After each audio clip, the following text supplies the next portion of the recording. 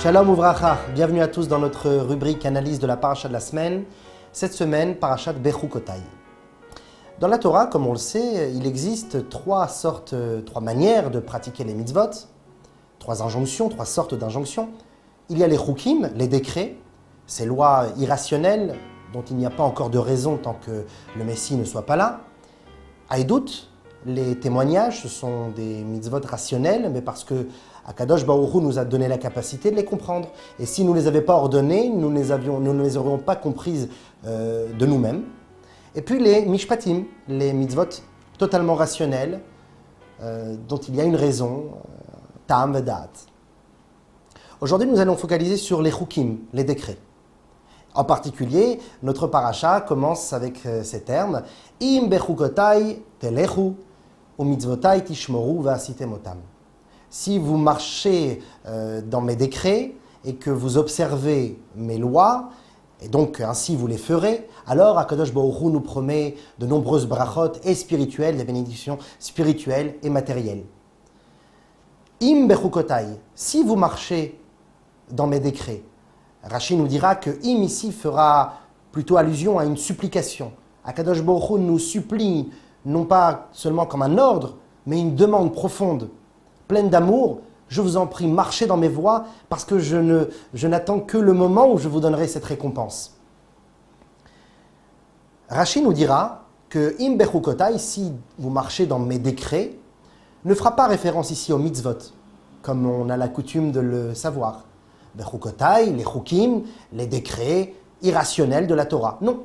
Rashi nous dira que puisque dans le passouk il est écrit ensuite « U mitzvotai tishmeru » vous observerez mes mitzvot, mes commandements. Donc, la preuve est que chukot, ici, chukotai, mes décrets, ne fera pas référence aux mitzvot, mais plutôt à l'étude de la Torah. Effectivement, nous dira Rashi que l'effort dans l'étude de la Torah, se fatiguer à comprendre et à imprégner l'étude, cela s'appellera un chok, un décret. Et là, la question se pose. Il est connu que chuka chakakti, ce décret, je vous l'ai décrété, et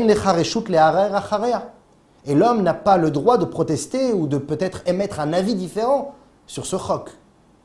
Comment est-ce possible que l'étude de la Torah, qui, de par son entité, de par sa profondeur, est justement l'enseignement, le dialogue, la construction intellectuelle de l'homme, où l'être humain a également sa part d'investissement, d'engagement intellectuel et émotionnel, où il devra comprendre, diverger, essayer d'émettre peut-être aussi un avis personnel sur la compréhension et l'interprétation de la Torah. Comment est-ce possible que cette Torah, dont l'homme et l'intellect humain a une valeur prépondérante, devienne un chok, un décret irrationnel, dans lequel nous disons à l'homme « tu n'as aucun réchoute de protester, de parler, de discuter avec moi, c'est comme ça et pas autrement ». Donc la question, autrement dit, est claire. Comment lier le chok avec la Torah, le décret irrationnel avec la Torah qui est un enseignement de vie, une étude où l'humain a sa place, où le juif a sa personnalité. L'auteur du Tanya, Rabbi Shneur Zalman de Liadi, le premier admour de Chabad, nous dira que Bechukotai, dans mes décrets vous marcherez, en réalité peut être aussi traduit par Chakika. Chok, un décret, c'est aussi une gravure. En effet, il existe une différence élémentaire entre la gravure et l'écriture.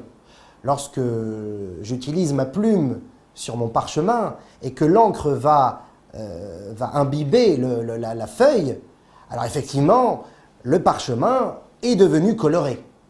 Mais même d'un point de vue physique, l'encre est restée de l'encre et la feuille est restée la feuille. L'encre et la feuille sont toujours des éléments complètement différents, des molécules complètement séparées. Alors que lorsque je grave dans la pierre, comme les 10 commandements qui ont été gravés dans la pierre, alors la gravure fait en sorte que la pierre et ce que j'ai décidé d'écrire sur la pierre ne font qu'un. À la fin, la pierre véhicule l'écriture et l'écriture est dans la pierre. C'est une seule chose, inséparable. De la même manière, lorsque nous étudions la Torah, Amelim Batorah, fatiguez-vous dans la Torah. Pourquoi il y a ici la fatigue?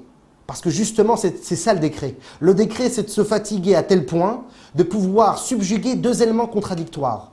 L'étude de la Torah avec un engagement personnel, humain, intellectuel, où l'homme a sa place, a son ego, a sa grandeur, et peut-être même son orgueil, mais d'un autre côté, que ça soit imprégné, plus qu'imprégné, gravé dans la pierre.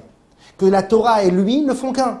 À tel point que lorsqu'il étudie « Ve'avta l'iracha kamocha » tu aimeras ton prochain comme toi-même, eh bien lorsqu'il sort de cette étude, Gadol Talmud chez Mevele Demaase, cette étude est grande parce qu'elle amène à une action concrète. Va'asite motam, et c'est justement la suite du pasuk. Im bechukotai telechu. Si vous marchez dans mon étude et que vous fatiguez dans l'étude, de telle manière que cette étude soit gravée en vous, alors arrivera le moment où mitzvotai tishmoru. Mes mitzvot, vous les observerez. Parce que celui qui n'observe pas à 100% les mitzvot, c'est parce qu'il n'a pas gravé en lui l'étude de la Torah. C'est resté chez lui comme une science, un cours de mathématiques qui était certes très intéressant, mais qui ne l'a pas transpercé, qui ne l'a pas pénétré, qui ne l'a pas gravé en lui. Et donc, si on arrive à graver la Torah à tel point qu'elle devienne une avec nous-mêmes, alors mitzvotai tishmoru, mes commandements vous observerez. Va'asite motam. Et là, à ce moment-là, c'est sûr que ainsi vous les pratiquerez au jour le jour, et ça sera pour vous source de bénédiction, comme la suite du pasuk nous le dit. Comment arrive-t-on à cette fusion entre l'intellect humain et la gravure de cette étude dans l'homme? Bechukotai telechu. Il est écrit ici, dans mes décrets, qui fera référence donc à l'étude où on doit se fatiguer et la graver en nous, telechu, vous marcherez. La halicha, la marche, l'élévation, c'est le fait d'être vivant, le fait d'entreprendre la Torah avec ses propres capacités, avec un engagement personnel qui sera différent des autres. Telechu, marchez, découvrez la Torah à travers vos propres capacités.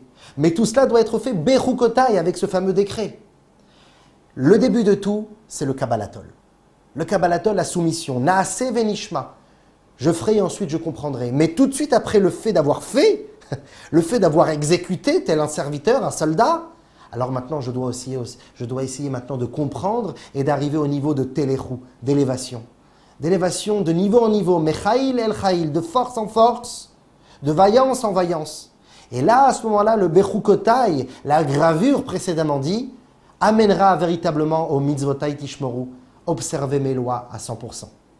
Donc on voit ici une fusion parfaite entre la soumission à Dieu, l'étude de la Torah en tant que gravure, que soumission parfaite d'imprégnation de l'homme et d'annulation face à son Dieu, mais d'un autre côté, une vie, une évolution personnelle avec ses capacités, avec sa personnalité, peut-être même avec son ego, un ego pur, un ego saint, un ego kadosh. Là, on arrive justement à la supplication que Dieu nous demande à chacun de nous. Fusionnez entre les deux. Ne soyez pas ces fameux moutons qui suivent le berger, mais devenez vous-même peut-être le berger qui amène les moutons vers le bon chemin. Soyez vivants dans la Torah, avec bien sûr, avec une imprégnation de soumission. Shabbat shalom, à la semaine prochaine.